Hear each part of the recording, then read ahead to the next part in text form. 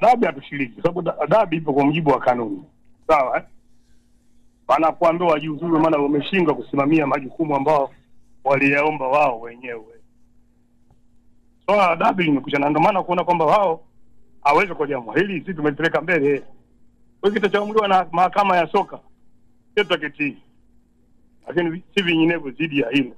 Lakini sasa Mzee Msumi, mkienda hata huko kasi wenyewe wakijiridhisha wataona mechi yenu hakuwa halali ya kukuepo na uongozi wote uwanjani, hasa mnapataje pointi 3 zaidi ya labda kuwajibisha? Utaratibu wa mechi yote ulipangwa siku ya Ijumaa. Kao cha kupanga mechi kilifanyika Ijumaa, makapteni watakutana kila kitu.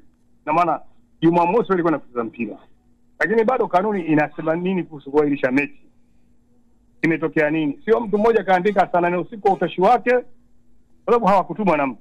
Magoli kajaandika saa 8 usiku kwamba sisi hatupeleki timu. Asubuhi akatoka mwenyekiti wa bodi za mechi iko pale pale. Saa 5 akatoa na waraka wa msisitizo mechi iko pale pale. Saa 8 anasema mechi hakuna. Kimetokea nini? Kimezaliwa nini? Sasa tunaona isiwe tabu. Sisi tutakwenda mbele zaidi kufuata sababu zile. Matokeo yake unasikia wengine kuja kwetu ukae busara na babake hekima haipo tena. Unataka kanuni ziheshimiwe, sheria zifuatwe. Lakini Mzee Msumi, sasa ukiangalia kwa upana ili swala ni kwamba Simba waliandika barua kwamba hawatashiriki mchezo mpaka masuala yao yatapojibiwa na bodi ya ligi, na bodi ya ligi wakajibu masuala kadhaa. Kwa hiyo hakuna uhakika kama Simba wangegomea mchezo. Inawezekana wangeenda uwanjani lakini bodi ya ligi ilihairisha mechi. Kwa hiyo Simba nao wanaweza kudai kazi kwamba sisi hatukwenda kwa sababu bodi ya ligi ilihairisha mechi. Wote mwandishi aulize swali. Lakini mimi nataka twende na ndio fupi tu. Sawa? Naam. Wewe ulishamwona wapi hakimu akatoa hukumu kabla hajaletewa kesi? Masaa 72 hiyo ndio inakaa.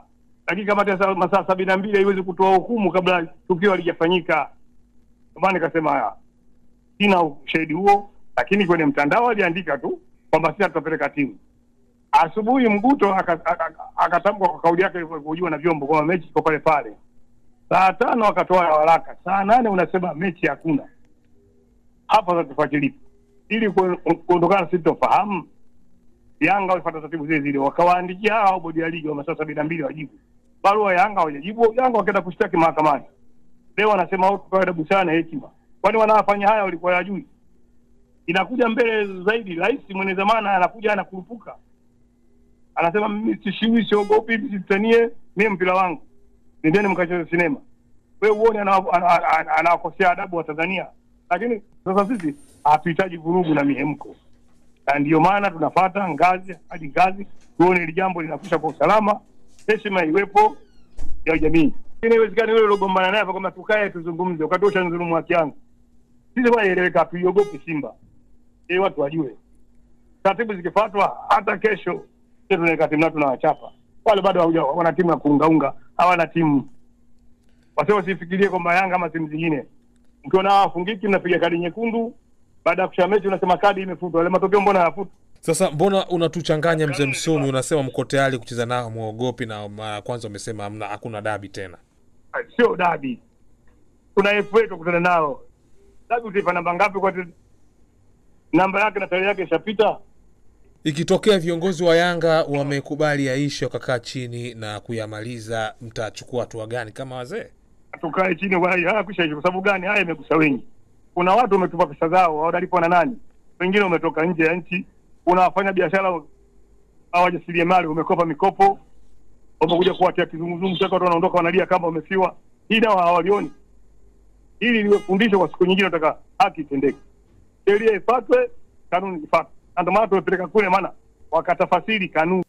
Huu unaweza kuwa mtihani mkubwa sana kwa uongozi wa Yanga chini ya Rais Injinia Hersi Said pamoja na makamu wake Arafat Haji, kwa sababu sasa hivi watu wengi wamekuwa na taswira tofauti. Wanaangalia namna gani ambavyo uongozi utakwenda kukubaliana na kile ambacho kipo mbele yao, pamoja na taarifa za uamuzi wa kwenda katika mahakama ya usuluhishi ya kimichezo CAS.